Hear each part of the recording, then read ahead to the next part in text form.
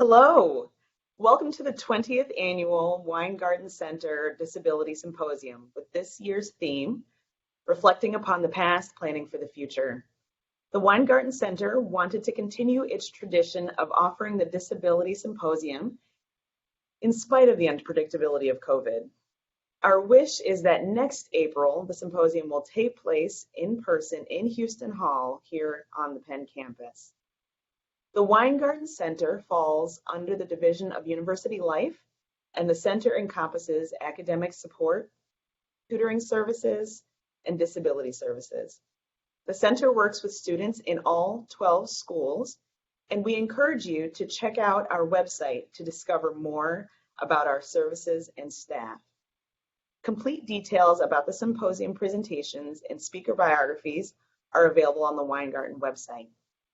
As we're getting started, we want to just alert you that if closed captioning is helpful for you, it is available at the bottom left-hand corner of your screen. Today, we are excited to get into the session, Being a Catalyst for Change, Strategies for Developing an Inclusive Campus Culture, led by three phenomenal experts from Rowan University.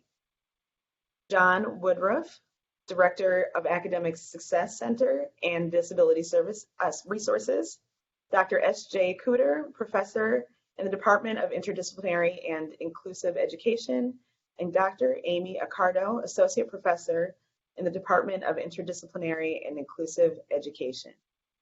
We thank them for being with us today, and we are excited for your talk about developing inclusive campus culture. I will turn it over to our presenters. Thank you very much. I am John Woodruff, the Director of Accessibility Services. So I'll be leading off and then handing it off to Dr. Jay Kuder and then Dr. Amy Accardo.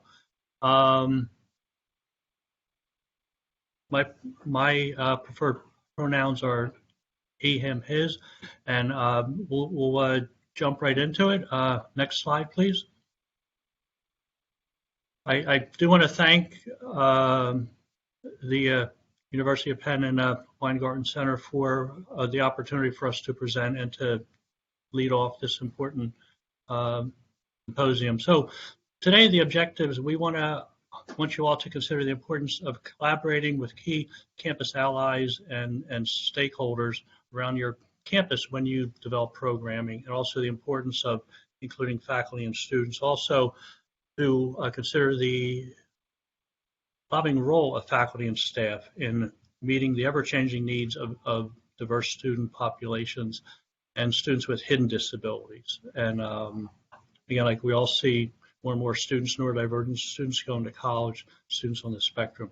Also, strategies to support a more diverse campus and to always consider the intersecting identities, first-gen, neurodivergent, LGBT, QTA, and veteran students. And then finally, a toolkit strategies for a catalyst in an inclusive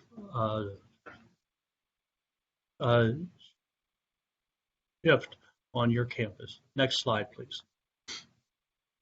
So today we'll be focusing on three strategies to help develop a more inclusive campus culture. First, building collaborations, foster that inclusive climate. Second, meeting the needs of students to foster the inclusive campus climate. And then third, situating disability in diversity, equity, inclusion initiatives to foster an inclusive campus culture. Next slide, please. So I'll be discussing part one. Next slide, please. So I'll be providing some examples at Rowan that we've had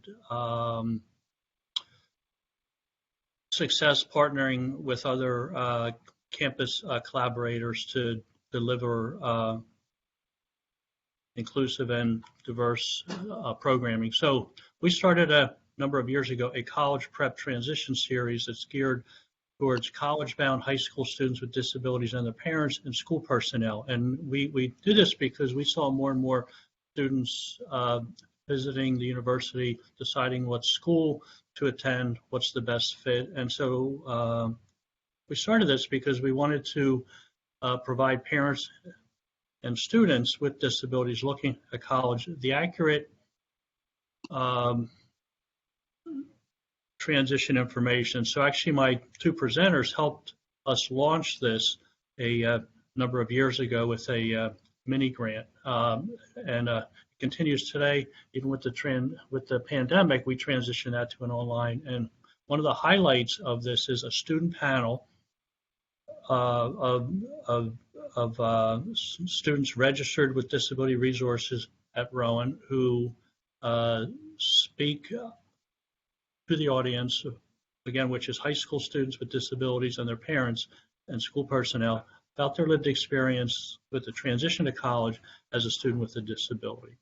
One other example is our Flying First First Gen Symposium, where this year we were fortunate to present a student panel of first generation college students with disabilities. That just happened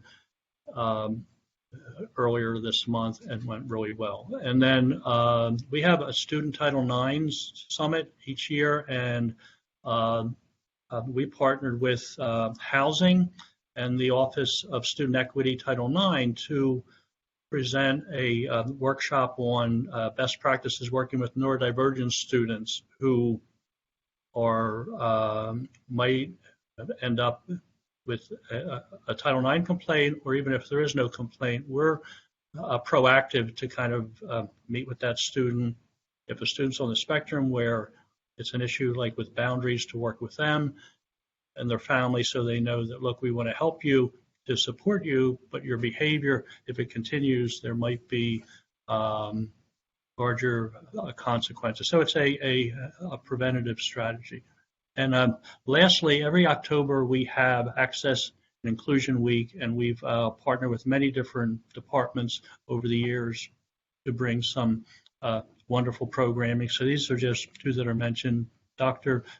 Judy Human, the disability rights icon, and the swim team documentary about a swim team of autistic students in northern New Jersey. So it's a wonderful documentary if you've never watched it. Next slide, please. So inclusive campus trainings are an integral part of what we do, the Office of Accessibility Services.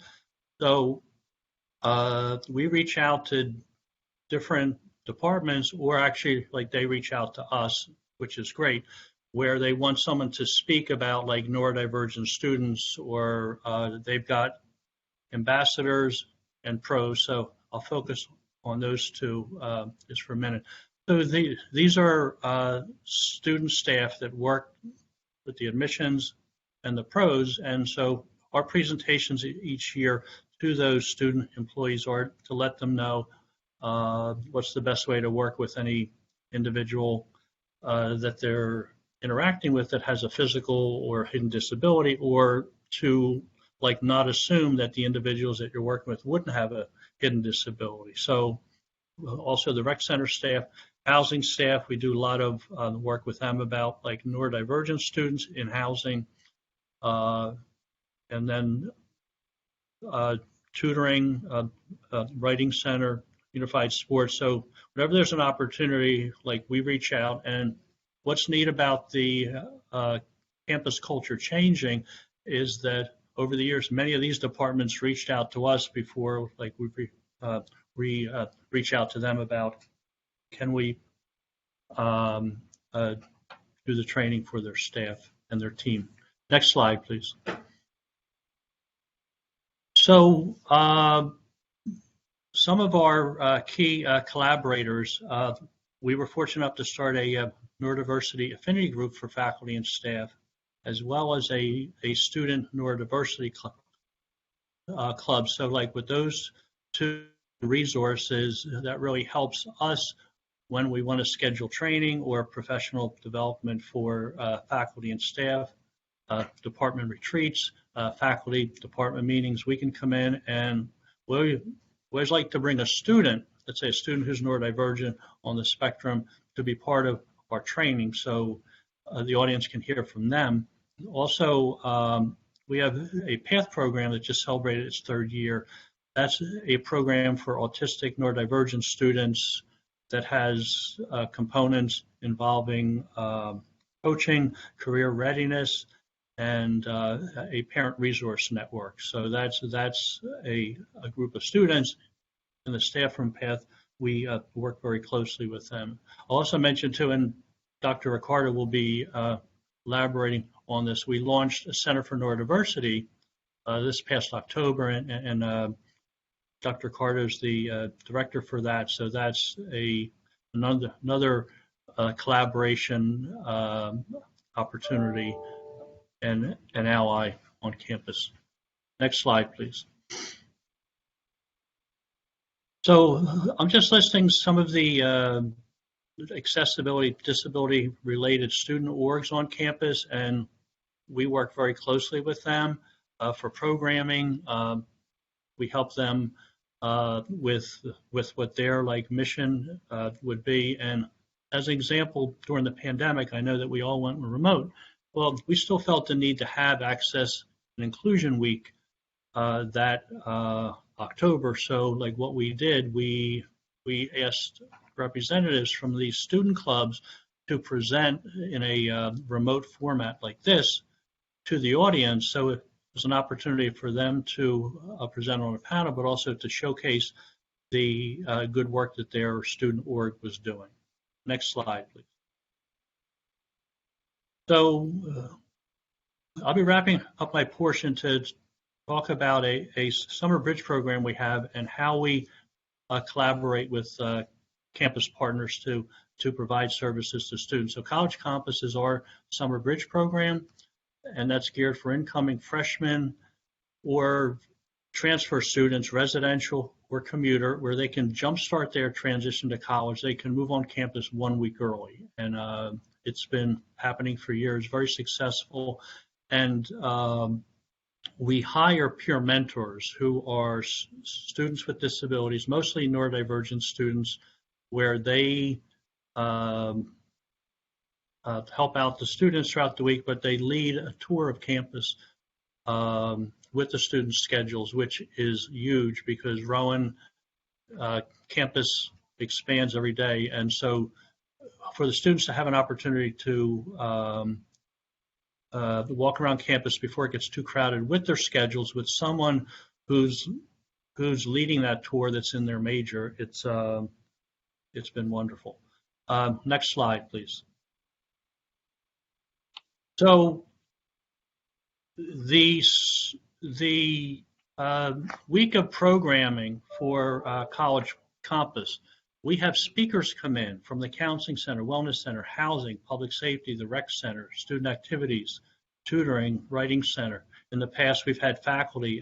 Dr. Accardo has spoken with the College Compass students. So again, it's a great opportunity for the students to hear from these resources, these campus resources, even though maybe they heard about them in the summertime at an orientation, but it's to connect them with them one more time before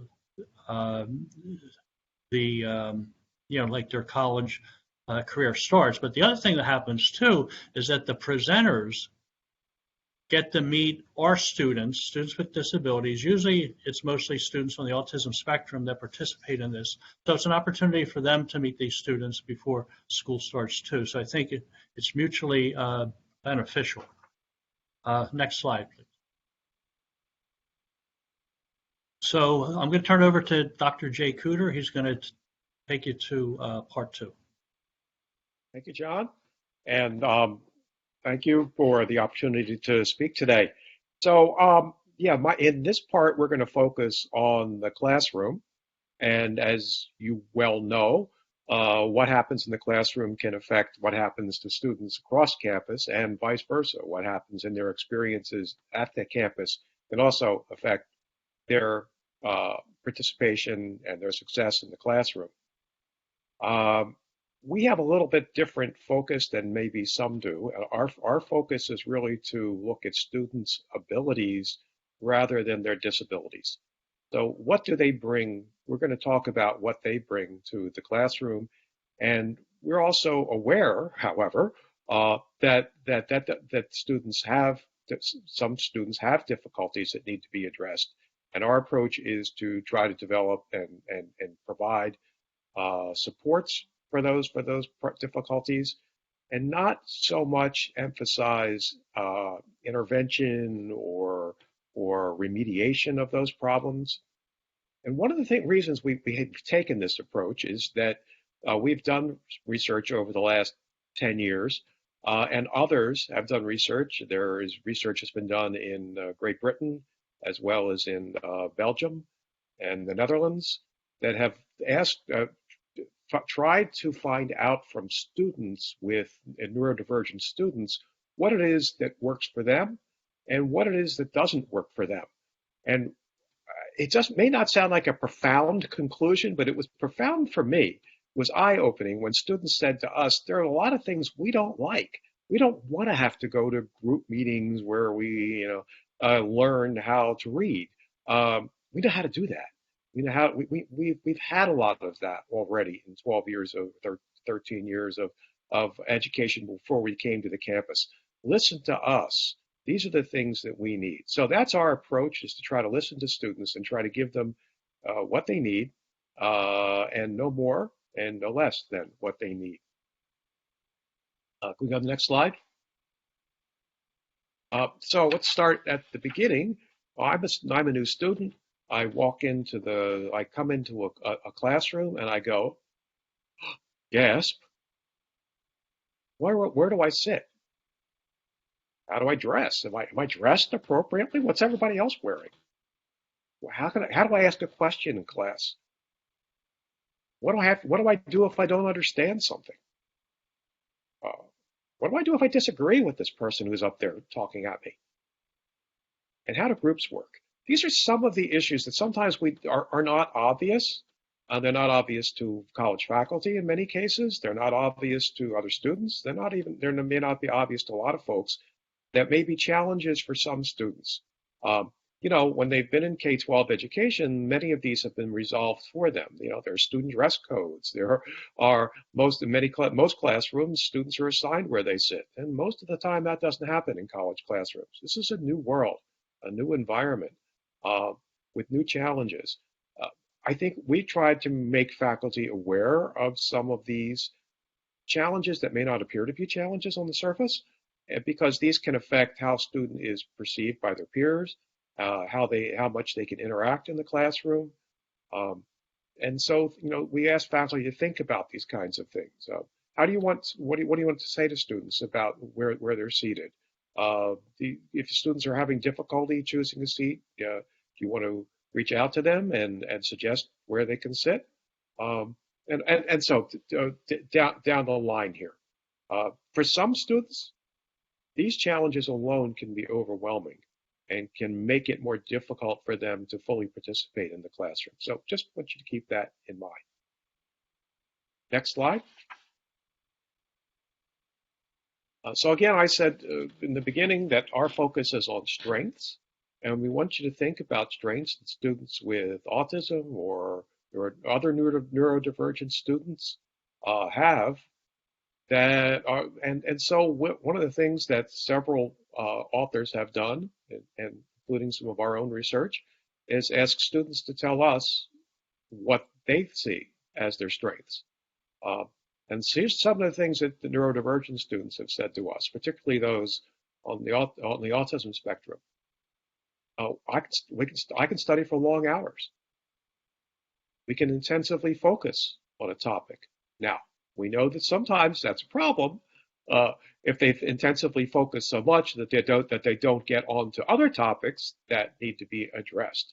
But the intensive focus on a topic, it can also be very much of a strength. We can use critical thinking to solve complex problems. We have good memory and we have strong memory. We have excellent powers of observation. These are observations that students themselves have made about the skills that they bring into the college classroom. Again, some of the things we talked about in the first slide can obscure some of these strengths sometimes. We're so worried about the behavior that they may exhibit in the classroom that looks a little different from that other students are exhibiting, that we get sidetracked by that and not realize that we, faculty, staff, can utilize the strengths that students bring into the classroom or into any situation on the college campus. We can utilize those strengths to help them become more successful. Next slide. So on this slide, you see a broader picture of students with a variety of neurodiverse conditions and the kinds of strengths that have been identified in these students that can be applied to the college situation. I'm not going to go through all of these, but we want to make you aware of this slide and see some of the ways that what we're talking about with strengths, some of the ways that these strengths can translate into positive action in the classroom and greater acceptance of these students by both faculty and by other students. So just one or two examples. We've already talked about students with autism. I like the label they use here, autism's spectrum condition rather than disability. We're not using disability language. We're trying to avoid that whenever possible. We understand that the definitions use that kind of language, but most of our students don't identify as disabled. They identify as different from others, that they process information differently, but that does not necessarily make them disabled. Students with attention deficit hyperactivity disorder have been identified as having strengths in areas such as being very creative. They often come up with different ways of solving problems than that which we anticipate. I've had several examples of that. I go scratch my head and I go, I hadn't thought about that. Hyperfocus and their energy, clearly, and their passion, if that can be channeled into productive activities, that can be a real strength. So take a look when you have a chance at this slide of some of the ways that neurodiverse individuals bring strengths into many situations, including the classroom situation. Next slide, please.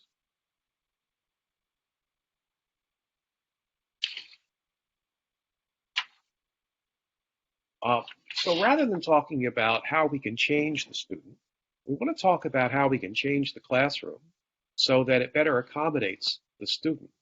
Now, that's sometimes a hard sell. I'll be honest and say we've done a lot of training with faculty, and sometimes that can be a hard sell.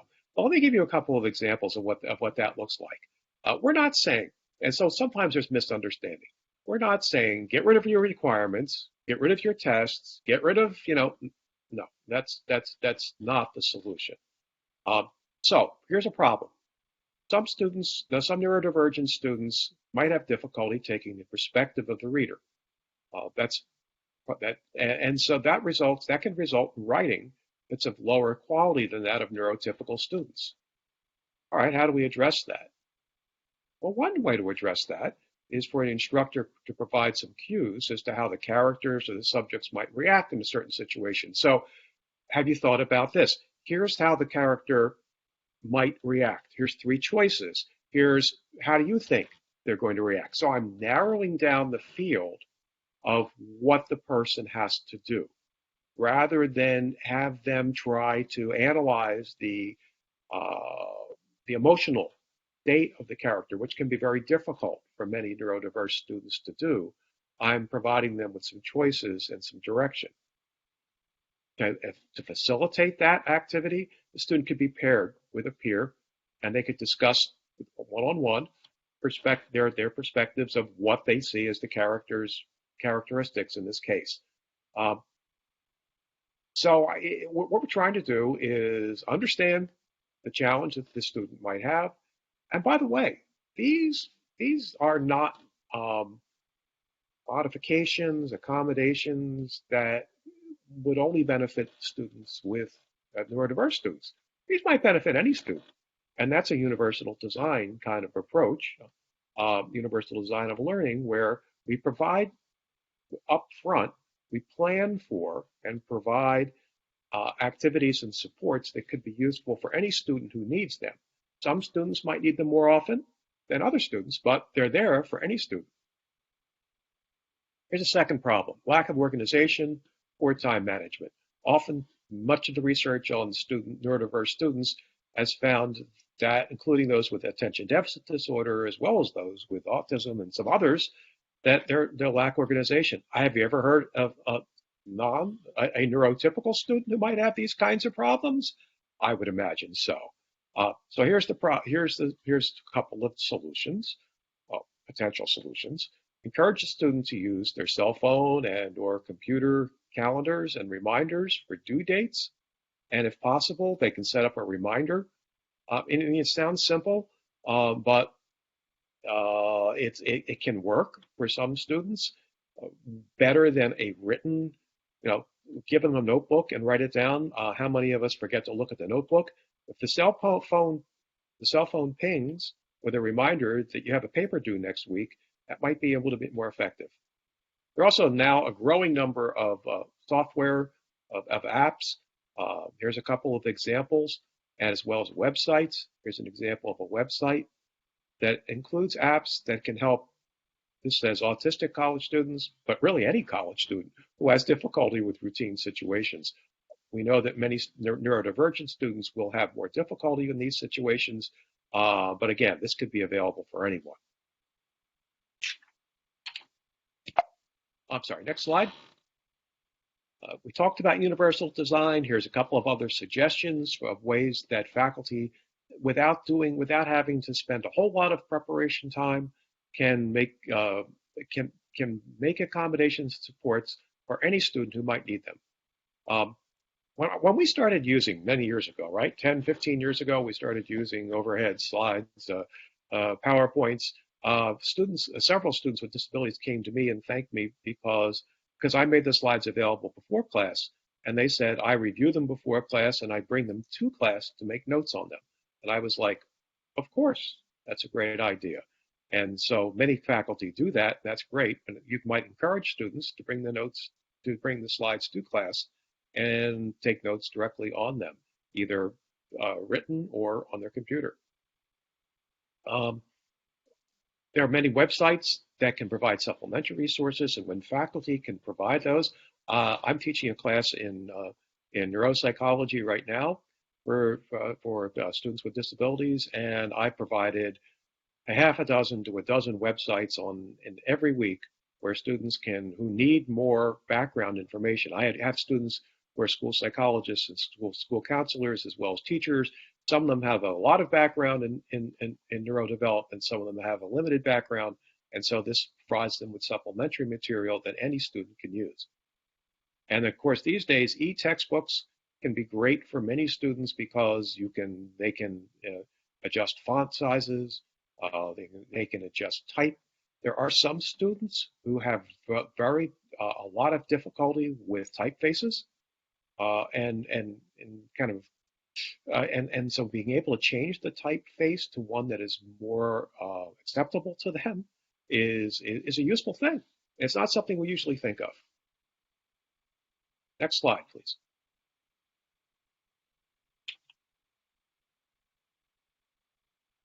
We suggest that if academic supports are provided to students, that they be, first of all, personalized. It's rare that one size fits every student.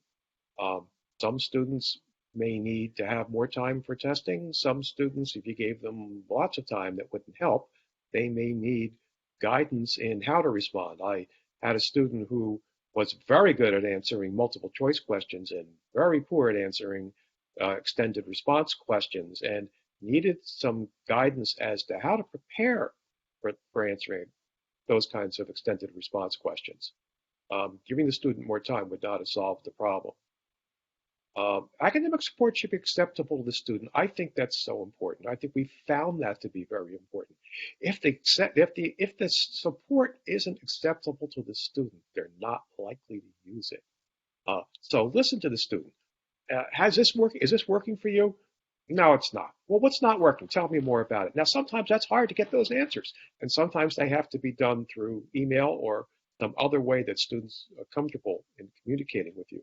They may not always be able to do that verbally, but if they will usually be able to tell you if what you're doing for them is what they really need. So make changes if you need them, and get rid of these supports if they're not needed. That's something we often forget. We provide students with supports and then they're there forever. They shouldn't need them forever. So, we need to ask again the student, do you still need this? And if they don't need it, let's get rid of it. Next slide.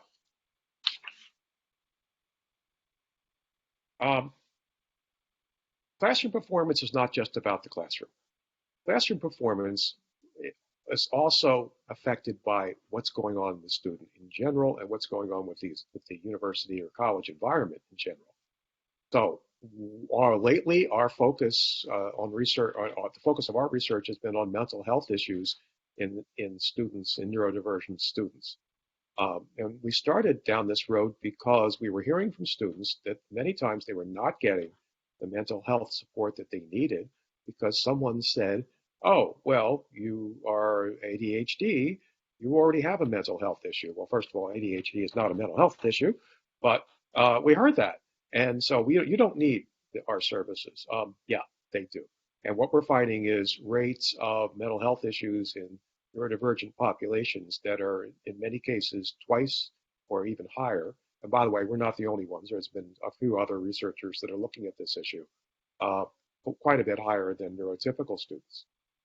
We know that many times neurodivergent students have socialization difficulties, and these can spill over into the classroom. You all know that roommate issues can crop up at times, and they can be rather pervasive. Some students have personal care issues that need to be dealt with. They need reminders. They need some kind of supports that will, like a schedule, that will help them deal with their personal care issues. Many students, not just neurodivergent students, have sleep issues, and that has consequences across the board, right? As well as nutrition. We know about students that don't go to the lunchroom because it's overwhelming. The noise levels can be overwhelming, the lighting can be overwhelming, a number of issues. And so they're not necessarily getting the kind of diet that they need to be successful. And that's a question that needs to be asked. And pairing with peers is a great way, or with a group is a great way to get them more comfortable in those kinds of situations. Next slide, please. At Rowan, one of the things we have a number of resources, as you've already heard, but we have two resources in particular that address the comprehensive needs of students. And one is a CARES team that is there, that is an interdisciplinary collaborative team that provides a lot of support, different kinds of supports to students depending on their specific needs, including resiliency counselors who follow up with individual students who have identified themselves as having a need. Next slide. And we also have an entity called Rowan Thrive that's provided for all students on the campus, not just for students who identify themselves as having some kind of a special need. And Rowan Thrive puts together many of the resources across campus that used to be in different places in one place where students can find out who might have difficulties in any of these areas that are up here, including financial difficulties, which can also be quite pervasive for students. I had a student that was sleeping in their car, and needless to say, that affects all parts of their life. And I was able to help that student get a computer because they had no computer to access their courses. So all these areas, and this organization provides numerous resources on a website for students who have challenges across many areas. And I think that's the end of my part. let's go to the next slide. Thank you, and Amy Accardo will be next. So transitioning to strategy number 3, another key strategy in our toolkit for developing an inclusive campus climate is situating disability in diversity, equity, and inclusion initiatives, our DEI initiatives. And situating disability in DEI initiatives is a timely strategy. We know social justice, diversity, equity, and inclusion initiatives are increasing in higher education, and they're essential for a focus on racial tensions, LGBTQ issues, power and privilege issues. However, when you take a look, initiatives do remain limited in relation to disability and neurodiversity. So if you could switch to the next slide, please. On this slide, we have a quote from autistic scholar Patrick Dwyer.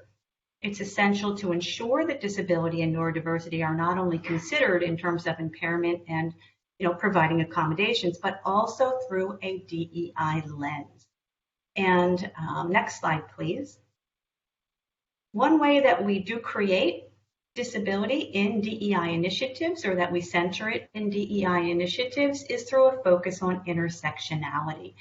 And we have here a quote from Crenshaw about intersectionality being the cumulative ways in which we consider multiple forms of discrimination. And this is important. So for example, if we have a student that is an autistic, Black, gay male, right, then they may face overlapping ableism, racism, and sexism. And there's also sort of another meaning of intersectionality that's been focused on a lot lately, which is thinking about overall intersecting identities, right? So if you see the graphic on the right side, it's important that we honor all forms of human variation. So we have neurodivergence in the center, but also looking at each of our students and what they bring in terms of their ethnicity, race, age, gender, sexual orientation as part of who they are. And this is our work and really some of our upcoming initiatives that are on the next few slides. So next slide, please.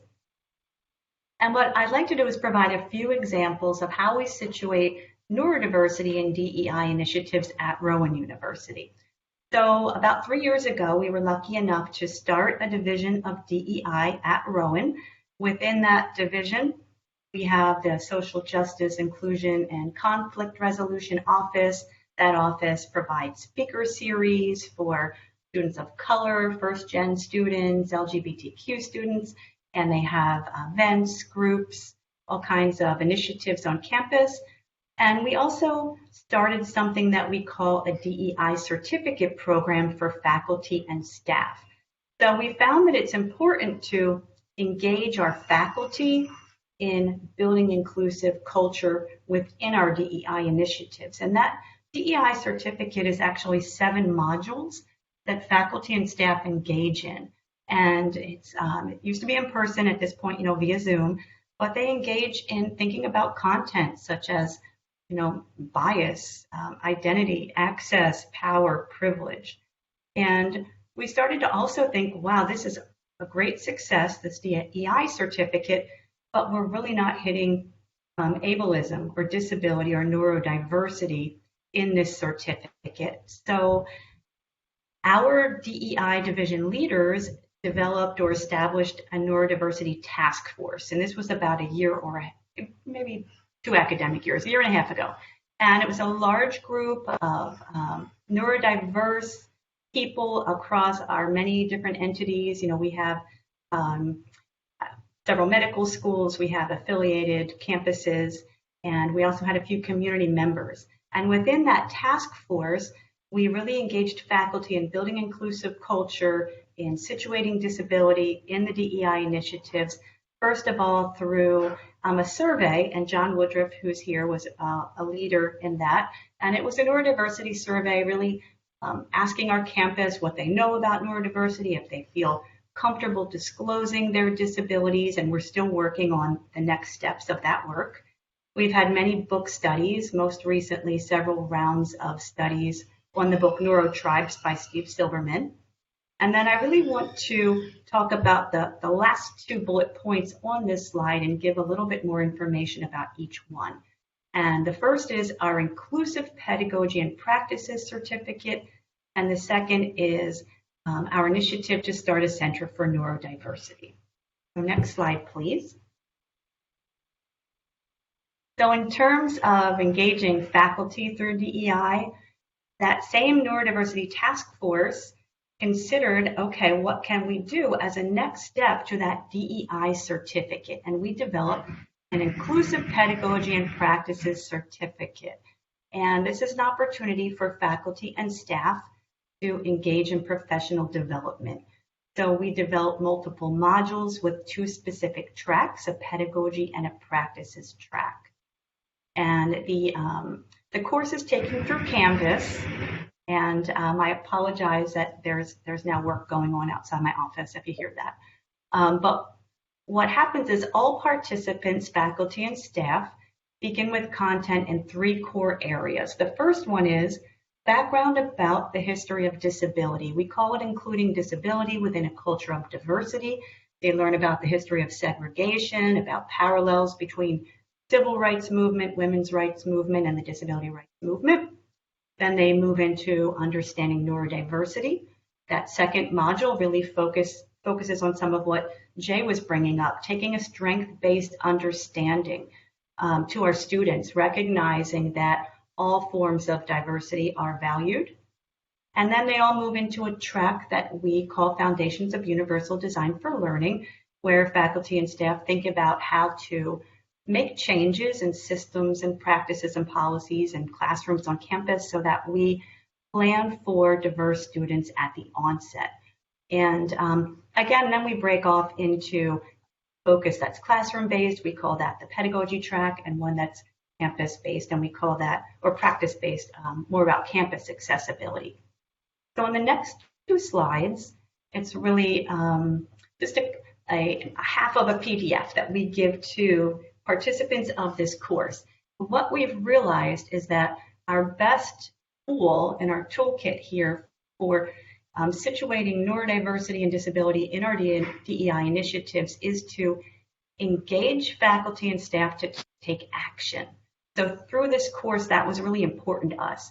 So just looking through the center of this slide, we challenge our participants to identify an inclusive need on campus while they're going through the course, then to make a plan, to enact their plan, and then to share evidence at the last virtual meeting. And in that virtual meeting, we also have our division of DEI leaders who join and provide feedback. And it's a nice celebration that collaboratively we've made some changes on campus.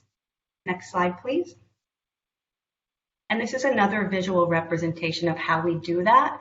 So in our first 2 Zoom meetings, we talk about ideas and we start to engage in the content of the modules. Then around our 3rd meeting, we have our participants bring ideas for a plan. You know, what's an outline or what are a few ideas that they have, and we talk it out collaboratively. And then the 4th and 5th time that we meet, they've enacted some ideas or have started to enact a plan and share some evidence. Next slide, please. And on this slide, there's just a few examples to share with you all. So I'll just select a few to read to you. One is we've had multiple faculty and staff who have really taken UDL to heart. They've done things like revise their syllabi by adding hyperlinks, QR codes, disability statements to their syllabus. They have redesigned major assignments or assessments, for example, by adding choices and options. They have, on the bottom of the left column here, developed guides and materials to bring back to their departments to turnkey what they've learned. So we have one here, Universal Design for Tired People Guide, which was really good because it brought a lot of humor to serious topics, thinking about how we do need to enact some change in our departments. And just to select one more, providing a way to redesign admissions interviews. So, and that was actually from one of our medical schools. So they thought, wow, we need to recruit more neurodivergent students. And they considered how They shouldn't have hypothetical questions. Perhaps they could provide more visuals, perhaps give extended time. So those are a few examples. Next slide, please.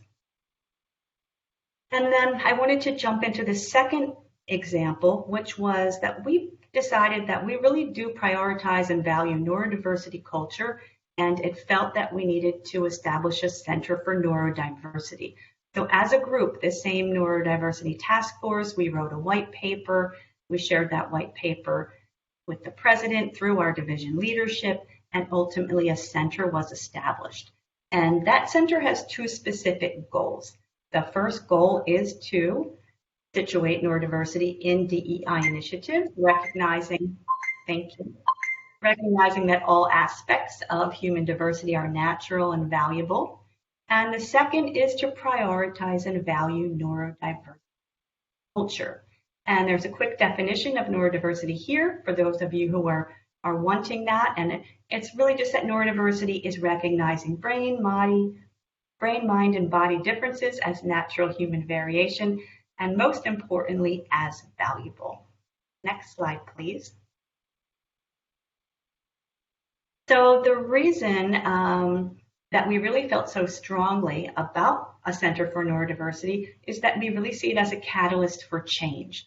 So our accessibility office is more about compliance, and we do a lot more than compliance, but to go above and beyond, we have this new center. And we've found from our students that college is a time where they strengthen their identity. They build their identity, but many of our students mask, camouflage, hide their disability identity because of past experiences and stigma that they've experienced. And as Jay mentioned, identity development is linked to mental health, well-being. That's important to us, making sure that we are supporting mental health on campus.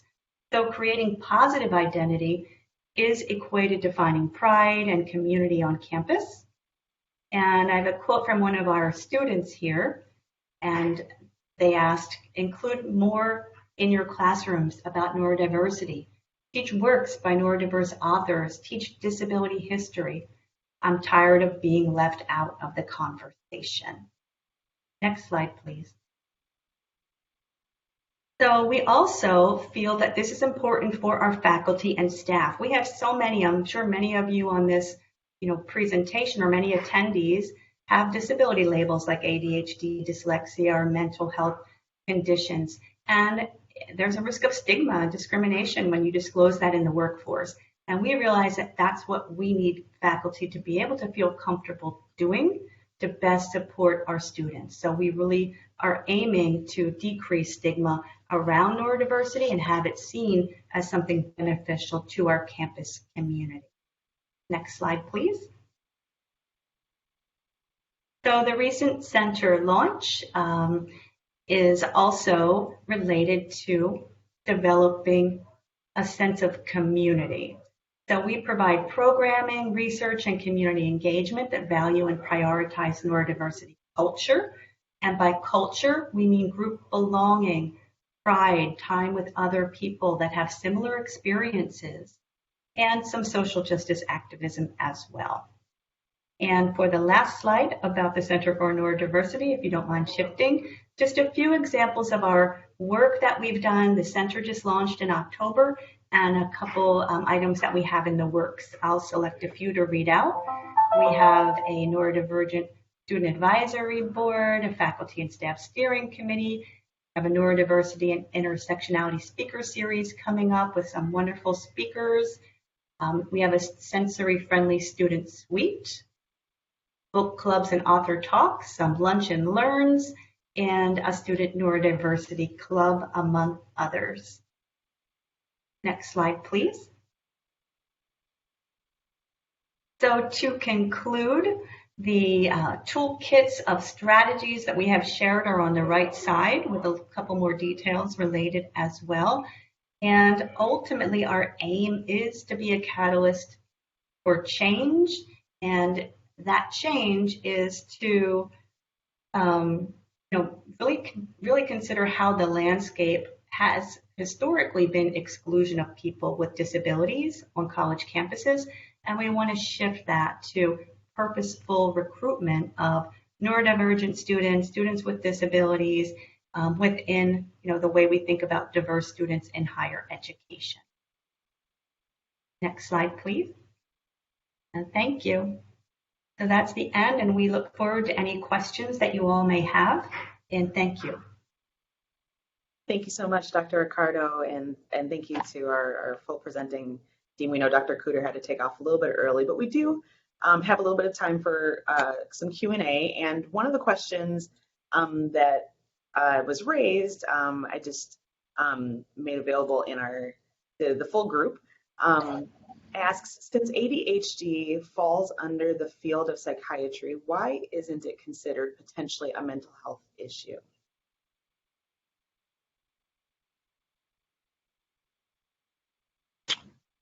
Great question. I'm not a doctor or have a background in assessments and diagnosis, but I do know that students that register with us who might list ADHD as a primary disability, they might also have anxiety or diabetes. So we try to meet students where they are to see what their needs are, what they need, what they don't need. But that's an interesting question. Yeah, and I think Dr. Kuder brought that up, and I think to speak to the point that he was striving to make, we've had, for example, autistic students mention that, and this is honestly through research that was outside of Rowan, but mentioned that when they need to get services for support for things like anxiety or depression, that they were sent to their accessibility office for additional accommodations, right? So sometimes when individuals have an initial disability label, they're not getting mental health supports on top of that. So really people may not be taking that anxiety or depression seriously, and the fact that maybe other strategies might be appropriate. So maybe cognitive behavioral therapy, which would probably be recommended for a neurotypical student, right? Wouldn't even be considered because instead they have an initial disability label, so that it remains the sole focus of supports. I hope that clarifies a little bit. Thanks for the question. Thank you so much. I'm going to give our attendees a moment to consider the full presentation. I imagine there might be some other questions brewing, so we'll just pause for a moment and give those an opportunity to ask. Who would like to, again, to our attendees, if you'd like to ask a question, you can just add your question in the Q&A, and our presenters will be happy to respond.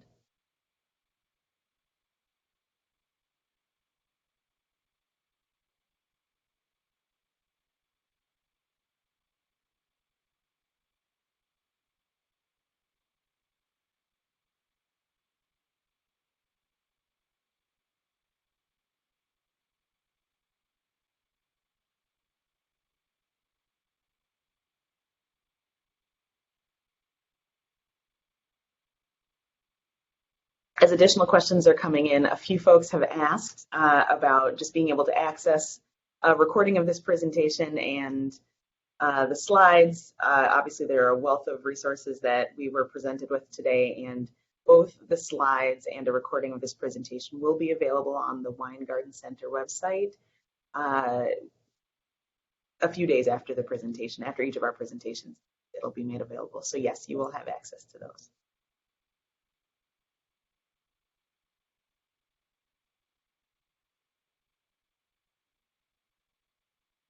Okay, so for our presenters, how successful have efforts been to integrate neurodivergent students into the culture with other mental wellness offerings for the whole student?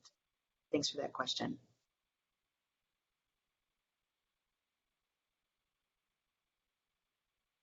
So I'll speak with our collaborations with the Rowan's Wellness Center, which also includes counseling and psychological services. So within that, they have a program, Healthy Campus Initiatives, where they have an event called Chill and Chat that's been going on for years, and it is what the name is. It's students just come for an hour every Friday.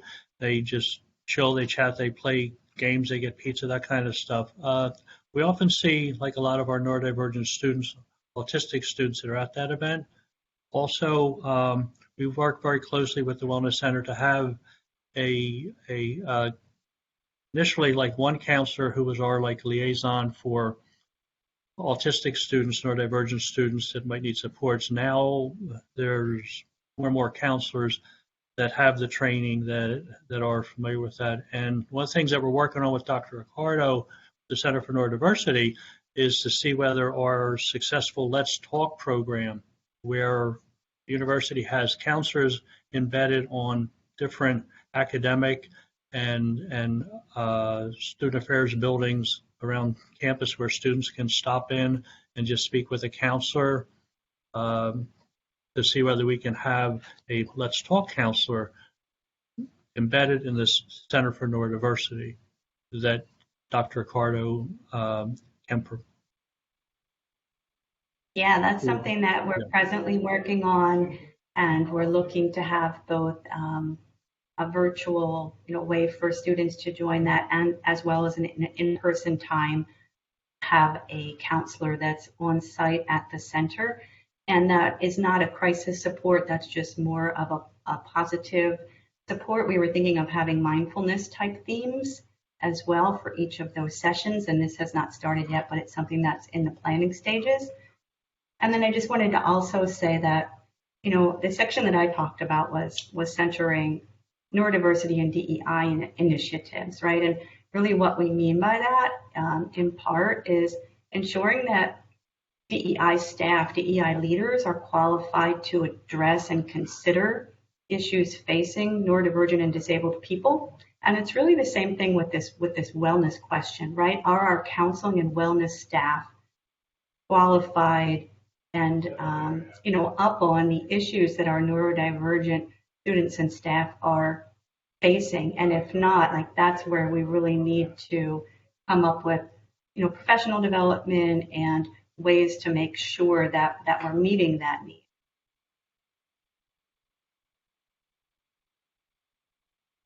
Thank you. That's really helpful. Here's our last question for today. Just a question about recruitment of students at Rowan. Does Rowan recruit students who are neurodiverse? Great question. So at the launch of the Center for Neurodiversity, I made a statement with my remarks that the Rowan's programming and supports for neurodivergent students has been a well-kept secret for years. So years ago, we started a young profs camp for middle school, high school students on the autism spectrum, a summer camp at Rowan. And for years, we've had the Summer Bridge program and the PATH program. So we don't recruit, but we have our events, the College Prep Transition Conference, and we're very open and transparent about the services, resources for students. There's no cost for resources for students with on the autism spectrum. And again, there's many very good programs out there. We're fortunate to have donors that gave us money to start this program, so there wouldn't be any cost to students and to parents. But we're up to over 3,000 students registered with us with disabilities, over 100 students on the spectrum, probably close to 1,000 students that would be considered neurodivergent. So we just meet students with the open houses and our outreach events. Excellent. Well, thank you so much. This has been such a rich discussion. Thank you again to our presenters today, John Woodruff, Dr. Accardo, Dr. Jay Kuder, and thanks to all of you for taking time to be with us today. Again, the recording and these slides will be available on the Weingarten website. We invite you to join us again for next week's session on the same time, focusing on leadership in academic resource and accessibility spaces. Thank you all and have a wonderful rest of your day. Thank you. Thanks for the opportunity.